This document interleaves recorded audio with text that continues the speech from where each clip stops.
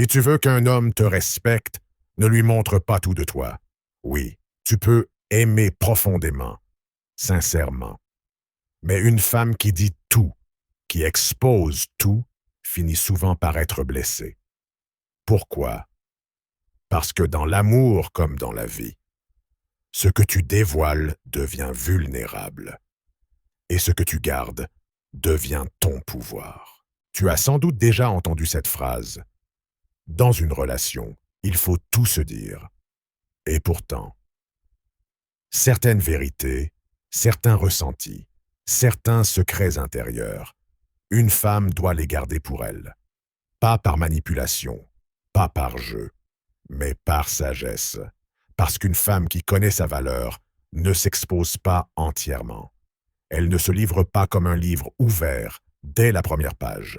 Elle sait que le mystère, c'est sa force, et que certaines choses doivent rester en elle pour la protéger, pour se préserver et pour inspirer le respect. Aujourd'hui, on va parler de ces secrets qu'une femme doit garder dans sa relation pour rester respectée, aimée et alignée avec elle-même. Une femme n'est pas obligée de raconter toutes ses anciennes relations. Tu n'as pas à détailler combien d'hommes tu as aimé, combien de fois tu as souffert ou ce que tu as fait dans ta jeunesse. Tu sais pourquoi? Parce que certains hommes peuvent te juger sur des choses qu'ils ne comprennent pas. Parce qu'un détail mal interprété peut devenir un poids dans la relation. Une femme raconte à son compagnon qu'elle a déjà été infidèle dans une ancienne relation. Elle l'a dit pour être transparente. Mais lui, il ne l'a jamais oublié. Chaque dispute, chaque silence, il lui rappelait ça. Elle voulait être honnête. Il a utilisé ça pour la contrôler. Ce que tu as vécu t'a construite. Mais tu n'as pas à t'excuser pour ton passé.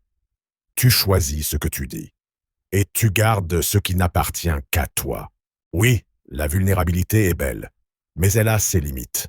Un homme ne doit pas tout savoir de tes insécurités. Si tu lui montres trop tôt toutes tes blessures, il peut, même inconsciemment, s'en servir. Il peut t'appuyer là où ça fait mal. Clara disait à son compagnon qu'elle avait peur de l'abandon, qu'elle paniquait dès qu'on ne répondait pas à ses messages. Résultat, il a commencé à l'ignorer exprès pour avoir le contrôle.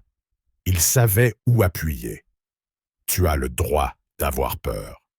Mais tu as aussi le droit de garder certaines peurs pour toi, tant que tu travailles dessus. Tu les domines, tu les dépasses. Tu n'as pas à les exposer. Si tu as des doutes sur lui, observe-le.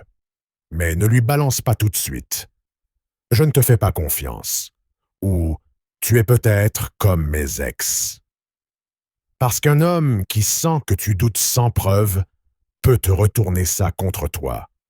Il peut dire « Tu me fais passer pour un salaud alors que j'ai rien fait. » Lila a dit à son compagnon « J'ai l'impression que tu me caches des choses. » Il a explosé. Elle n'avait aucune preuve, juste une intuition. Mais au lieu de se rapprocher, il s'est éloigné. Garde tes doutes pour toi. Observe. Analyse. Agis quand tu es sûr. Une femme stratégique ne parle pas tout de suite. Elle lit les signes avant de parler. Ne lui dis pas que sans lui, tu ne serais rien. Ne lui dis pas que tu ne peux pas vivre sans lui. Tu peux l'aimer, bien sûr, mais tu dois lui faire sentir que tu as une vie, une indépendance, un monde à toi. Une femme qui a besoin constamment devient prévisible.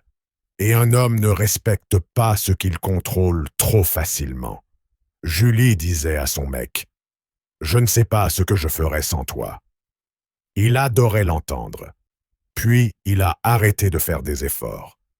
Parce qu'il savait qu'elle ne partirait jamais. Ne lui donne pas cette certitude. Aime-le, mais fais-lui sentir qu'il doit te mériter. Tu as le droit de te dire « Si jamais ça ne marche pas, j'ai un plan. » Mais tu n'as pas à le lui dire. Garde pour toi ce que tu ferais si tu devais partir. Ton compte perso, ton plan B, tes économies, ta force intérieure. Ce n'est pas du cynisme, c'est de la lucidité. Une femme avait toujours son job à mi-temps, malgré les remarques de son compagnon. Un jour, il l'a quittée brusquement. Elle est restée debout. Pourquoi? Parce qu'elle n'avait jamais tout misé sur lui. Prévois sans tout dire. Préserve sans tout montrer. Tu traverses peut-être une phase, un deuil, une confusion, une remise en question. Mais si tu ne comprends pas encore ce que tu vis, garde-le en toi. Travaille sur toi. Un homme n'est pas un thérapeute. Il peut t'écouter, oui, mais il ne doit pas devenir ton pilier émotionnel à chaque tempête. Laura se confiait à son compagnon dès qu'elle allait mal. Il se sentait responsable de ses émotions. Et un jour, il a craqué. Il a dit « Je n'en peux plus, j'ai l'impression que je dois te réparer. » Partage ce qui est clair. Garde pour toi ce qui est encore flou et avance. Il y a en toi une force, une lumière, un feu. Mais tu n'as pas besoin de dire « Je suis une femme forte ». Il doit le sentir. Tu n'as pas besoin de lui expliquer que tu es différente. Il doit le découvrir.